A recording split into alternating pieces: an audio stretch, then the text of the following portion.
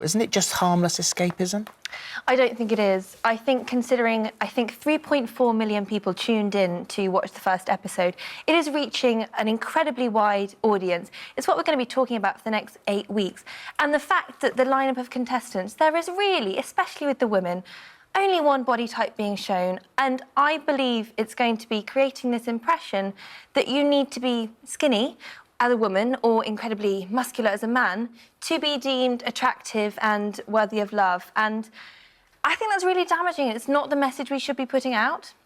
OK, all right. Daisy, let's come to you then. I mean, isn't this sort of just taking all of that essence of holiday romance that we all just love so much and putting it on the telly? I think there are so many positives in Love Island that it seems a shame to focus on the negatives when those body types are everywhere on TV, not just Love Island. As you say, it's an old-fashioned holiday romance. In my book, How to Be a Grown-Up, I write about how difficult it is for, young women and men to date in this digital age. And what's fascinating about Love Island is it's dating with that digital element taken away. You can't ghost anyone.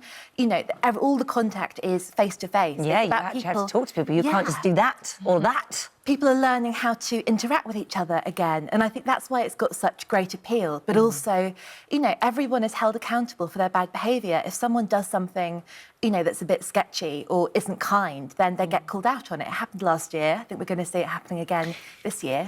Yeah.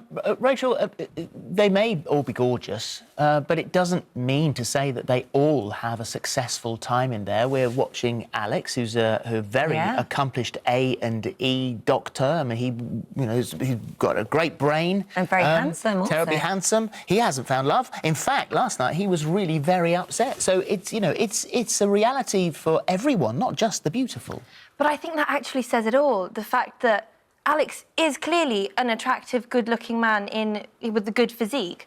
But in the scale of Love Island, he's not good enough, or they don't seem to fancy him because he doesn't fit this Love Island aesthetic and this Love Island ideal. And don't get me wrong, I actually really enjoyed the show as well.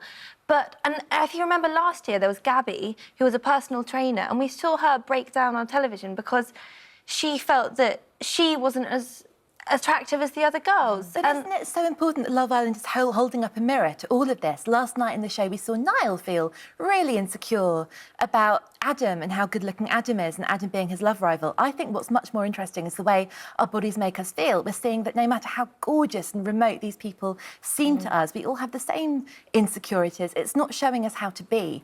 It's the state of the nation. It's showing us what humans think and how we are. And but there's no question, though, that we are obsessed now as a nation with the body beautiful. And if you're not watching it on Love Island, you can see it online. So don't you think that there is a damage here if you are sort of young and impressionable, 12, 13, 14, 15, 16, 17, and your body isn't like theirs and your hair isn't like theirs and you don't feel like them, that it's going to in some way make you feel inferior? What I hope will happen is that this inspires greater change. I think that Love Island is more of a reflection of the world we live in, but as the show gets bigger and bigger, the ratings are huge, it's becoming this unstoppable force that maybe, in years to come, we are going to get to a point where the casting gets much more diverse or we see more bodies. You also have to think that in terms of, confidence, I wouldn't want to spend summer on camera in a bikini for 2 months. But that's because of what society tells us about the type of bodies that can wear bikinis. Yes. And that won't change until the lineup is more diverse. But it's not fair to put all that pressure on Love Island. We've got to put the pressure everywhere.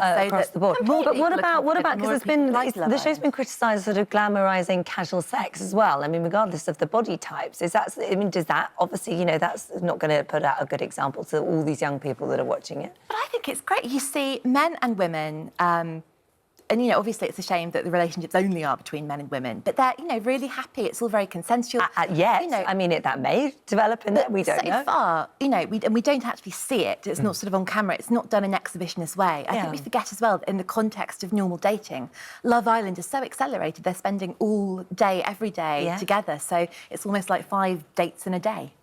Yeah, I actually do completely agree with what you mean. I think people can realise that Love Island is a strange bubble and it doesn't necessarily reflect what dating in real life is like. I think it does raise issues surrounding consent. In last night's episode, when Adam went to kiss Kendall because he said, oh, if we kiss now, we don't have to spoon later. And she didn't seem particularly thrilled with that. And I think actually if this is raising discussion points around consent and things like that, I think that's a good thing. I've got to say on behalf of the programme that even when it comes to if there is going to be a coupling in a serious way, there's counselling beforehand, they discuss it beforehand, they discuss it afterwards, make sure everybody's happy that everything is OK. So they do take it terribly serious. Alcohol is restricted in there. They take a huge duty of care and responsibility. I've got to ask you a final question. We've only got 45 seconds. Would we still watch it in our droves? Would it be the highest rating ITV2 programme if there were bellies wobbling and bums that were big and hairy blokes? I really hope so. I think people want to see people that represent themselves. And, you know, everyone was on Twitter after the first couple of episodes went out saying, this makes me feel all about my body, this makes me feel like a fat potato, this makes me feel like I never want to eat again. And I think we're ready to see people that look like ourselves. And I'm not saying everyone has to be obese on it. I'm just saying people that look a bit more like the rest of us do would be good.